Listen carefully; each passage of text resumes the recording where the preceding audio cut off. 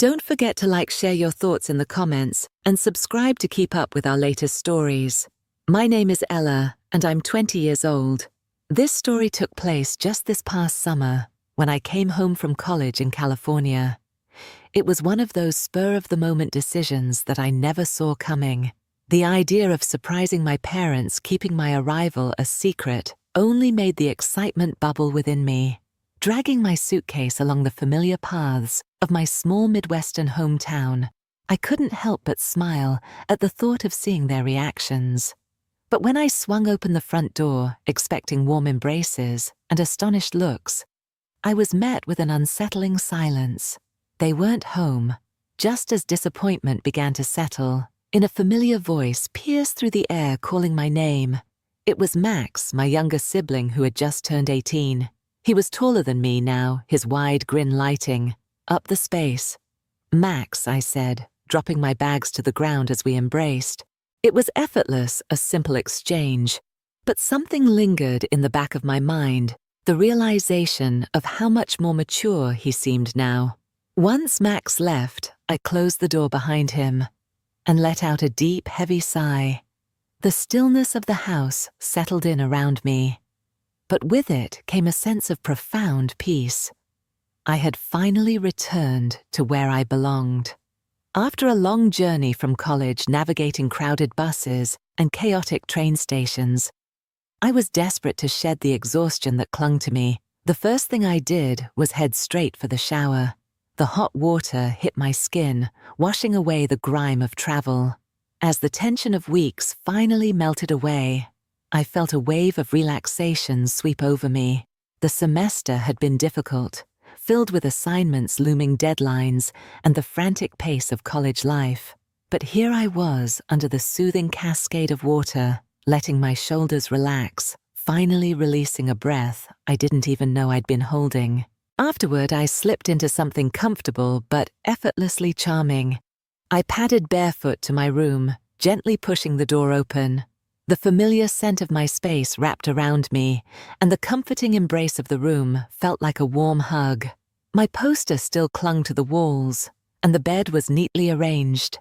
Adorned with my favorite patterned sheets, it felt like stepping into a different version of myself, one that was untangled from the stress of the past few months. But even as I sank onto my bed, there was another thought tugging at me. The demands of school and work had left little room for a personal life.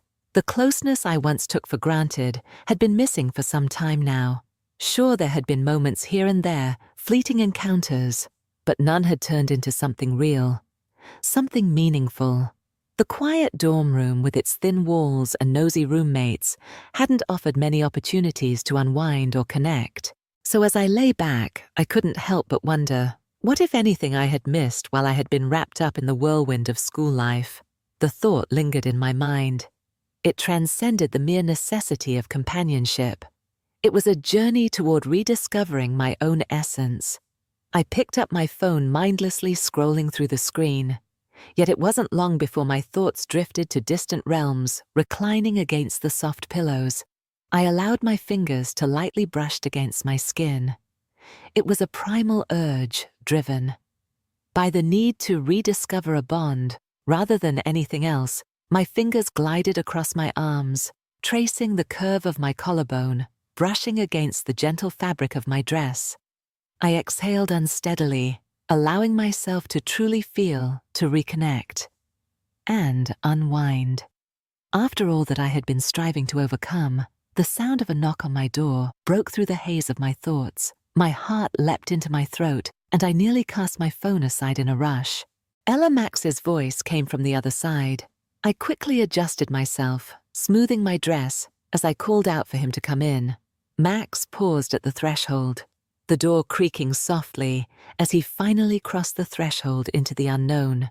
It was evident that something weighed on his thoughts. His demeanor lacked the usual lightness. He stood there awkwardly, before finally sitting on the edge of my bed, running a hand through his hair. Uncertain of his desires, I sensed that whatever it was, it carried significant weight. Max sat in silence, initially fidgeting restlessly, as if he were searching for the right moment to begin. I remained quiet, allowing him the room he needed. At last, he started to speak initially, with hesitation, but then in a sudden rush, he shared with me the story of his girlfriend from what I'd heard before.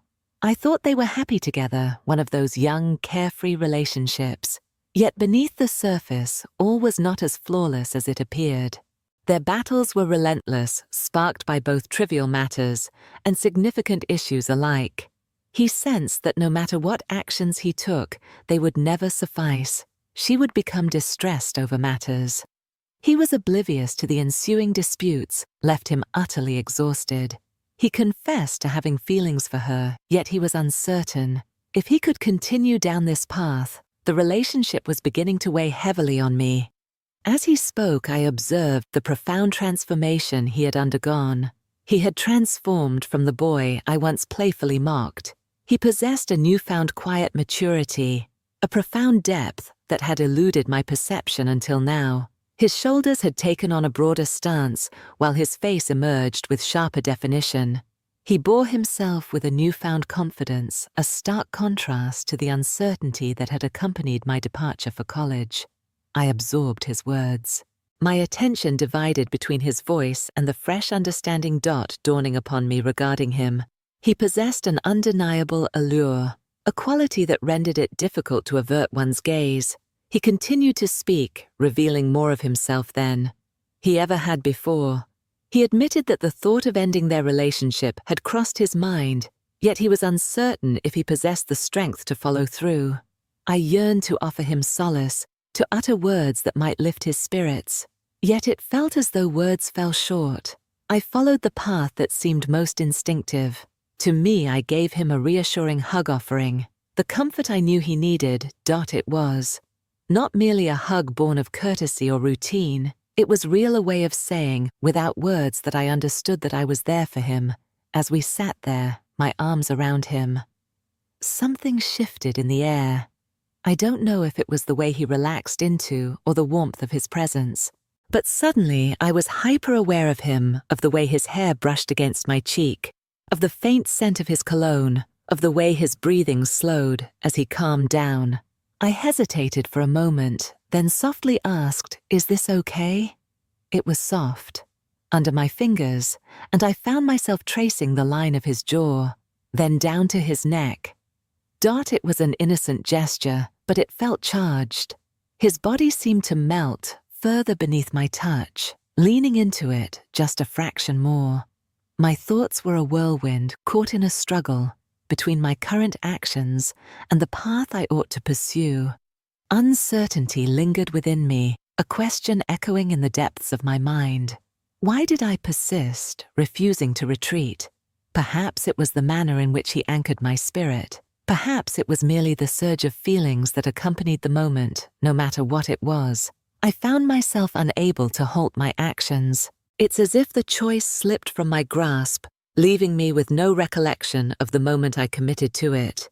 Yet there came a moment when I grasped his hand, guiding it gently to rest upon my leg. It was a spontaneous decision, a decision made in the fleeting moment before doubt can take hold. In that instant, I sensed him stiffen, unmistakably. Taken by surprise, yet his hand found its resting place exactly where I had positioned it. His hesitation was palpable, yet beneath it lay a spark of curiosity. His hand radiated warmth. His touch, hesitant initially, as if he were caught in a delicate balance between the urge to advance and the instinct to remain motionless. Gently, he started to guide his fingers in delicate circles along my thigh, ascending with each tender sweep. My heart raced within my chest, and I sensed the warmth surging beneath my skin. Uncertainty loomed over me, yet I found myself unable to halt its course. Every nerve in my body tingled, with heightened awareness, reacting to his touch in a manner I hadn't experienced in ages. We lingered in that moment, time stretching endlessly around us.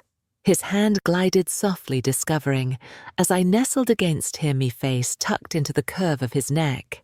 My body seemed to have a mind of its own, shifting and arching under his touch, reacting to every movement he made, And then, just as the moment felt like it couldn't get any more intense, the sound of the front door opening shattered the quiet.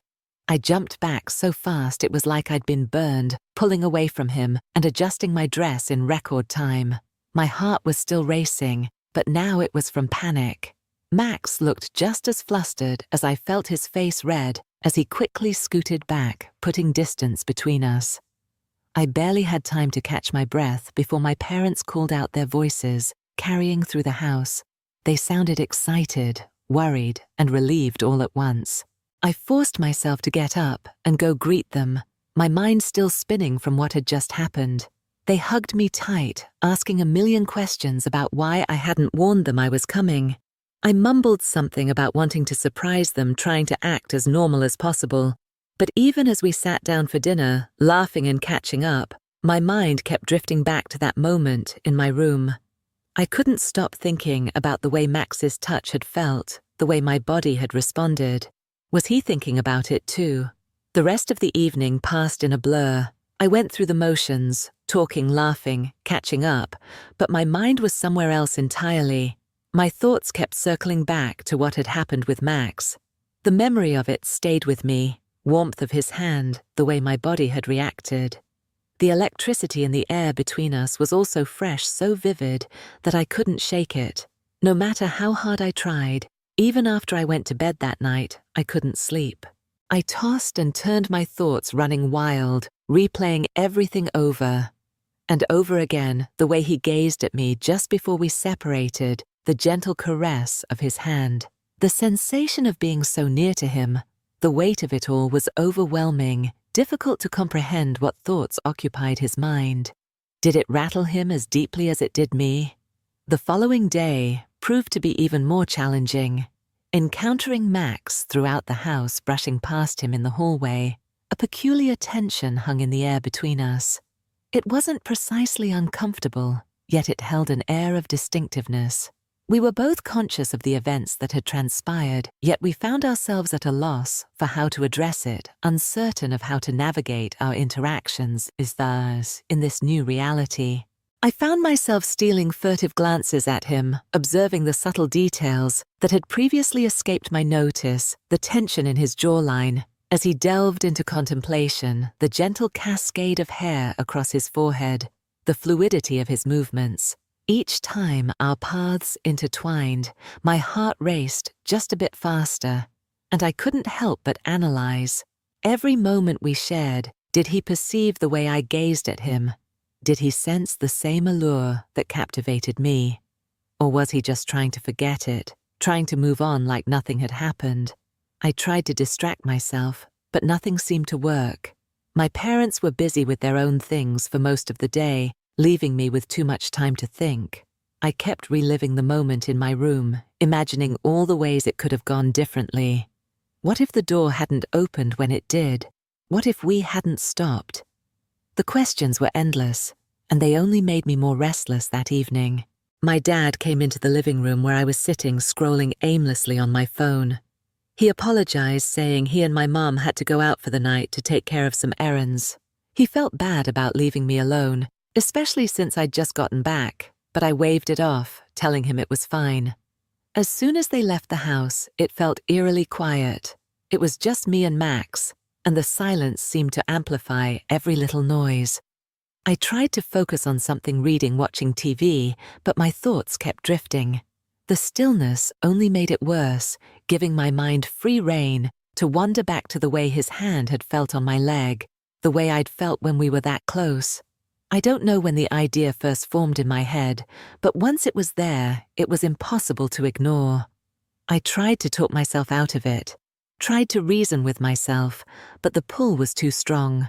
The memory of yesterday was too fresh, too vivid, and the curiosity of what could happen if I didn't stop myself this time was too tempting.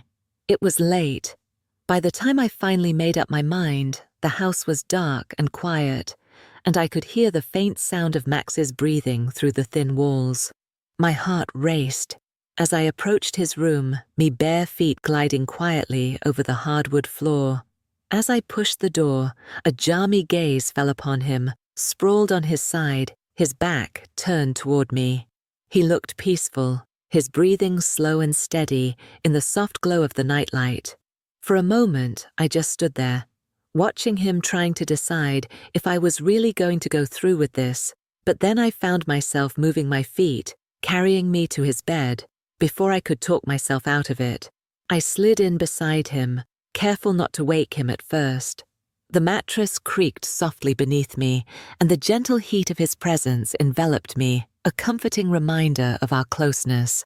Initially, I simply reclined, attuned to the rhythm of his breath, sensing the gentle rise and fall of his chest. Yet as time stretched on, I found my own breath growing increasingly rapid. I found myself compelled to extend my hand, fingertips brushing against his arm gently, as if to gauge the atmosphere between us.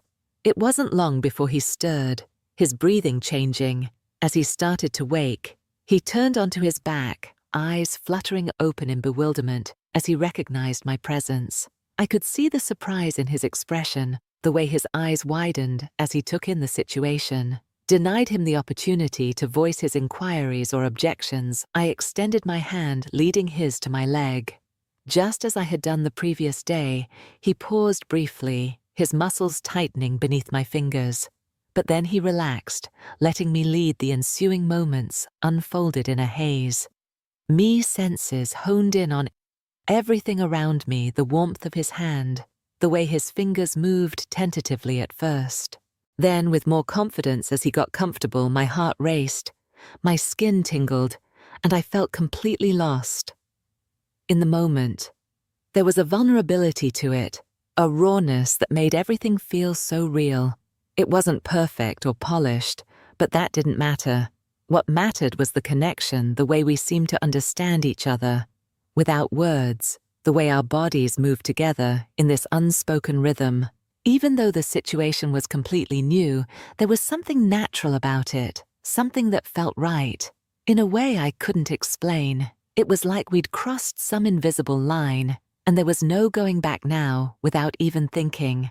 I shifted toward him, closing the space between us in what felt like slow motion. My hand instinctively reached for his shoulder, and before he had the chance to react, a moment of connection passed between us, heavy with unspoken emotions, and I pulled back, unsure of what to say next. It was not marked by uncertainty or doubt. Rather, it was audacious, brimming with the intensity that had been simmering between us. I nudged him softly, yet decisively, my hands resting on his shoulders, as I guided him back until he reclined. Beneath me, I sensed the subtle change in his body as he settled into the mattress, his hands naturally seeking out my waist. I positioned myself atop him, straddling his hips, and the sensation of being there elevated above him with every inch of our bodies so intimately close was nearly overwhelming. The kiss deepened, evolving into a slower, more intentional embrace. I sensed his hands grip my waist a bit more firmly, a silent indication of his effort to steady himself, as if the weight of the moment was nearly overwhelming. My hands moved up to his face, framing it, as my thumbs brushed against the scruff on his jawline. His skin was warm, and the texture of his stubble against my fingertips made my stomach flutter. I tilted my head, adjusting the angle of our kiss, and his lips parted slightly. That small motion sent a shiver down my spine, and I leaned into him more, letting the weight of my body press against his. I was fully taking over, setting the pace, controlling the rhythm, and it felt so good to let myself have that power, that control. There was something incredibly intimate about being on top of him, feeling his heartbeat against me. His hands held me like he didn't want me to stop. Dopar. Breathing grew heavier, syncing with the movement of our lips. Occasionally, I would draw back just enough to observe him, his eyes half closed, his lips a touch swollen from our kiss, his chest rising and falling, as if he struggled to regain his breath. It was one of the most exquisite sights I had ever encountered, and in those fleeting moments when he gazed at me as if I were the sole treasure in existence, my heart swelled with an overwhelming intensity. I bent closer once more, brushing my lips against his jawline, tracing the curve of his cheek, lingering at the corner of his mouth before returning to his lips. Every kiss held its own unique essence. Some were swift and playful, while others unfolded slowly, as if we were relishing the bond between us. His hands began to wander, gliding up my back, and then down to my thighs, but there was no urgency or aggression in his touch. It felt as though he was allowing me to take the lead, placing his trust in me to establish the rhythm, which only intensified my desire for him, perched above him. I felt an undeniable sense of belonging, as if this moment was precisely where fate intended me to be. The way his body responded to mine captivated me, the subtle movements beneath me, suggesting a desire to bridge the already narrow gap between us. I experienced a profound sense of strength intertwined with vulnerability, a delicate balance of being in command while remaining entirely receptive to him. If only he understood the depths of my desire for this. For how long I had contemplated being atop him, possessing him beneath me, ultimately allowing all that had been brewing between us to erupt the way his hands clasped. My waist, the intensity of his gaze utterly vulnerable, ignited an even deeper desire within me. It transcended mere attention or attraction. It was the deep yearning to bridge the distance between us, to dismantle every barrier that had previously kept us apart. Yet just as the temperature began to rise, reality crashed down upon us with the force of a brick wall dot. As I bent closer and pressed my lips to his, once more, thoughts surged forward. This was the moment, the culmination of everything that had led to this point. I yearned to delve deeper, to transcend the boundaries of mere kissing and touching my body.